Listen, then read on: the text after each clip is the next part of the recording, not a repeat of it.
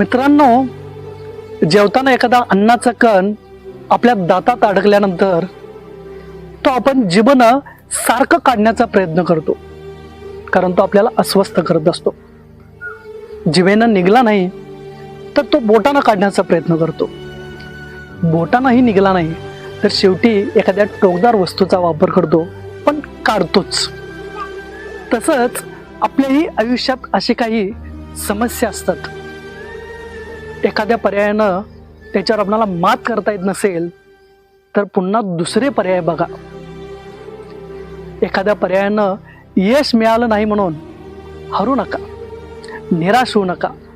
दुसरा पर्याय आपल्याला नक्कीच त्या समस्येवर मात करण्याची आपणाला ताकद देईल, जसं दातातल्या अडकलेल्या कणासारखं. तुझ्या दारी दावी पांडुरंगी तळ उन्मादाचा मळ झाकवेना. विठ्ठलाची आस वाढावी सरळ विषाचे गरळ टाकवे.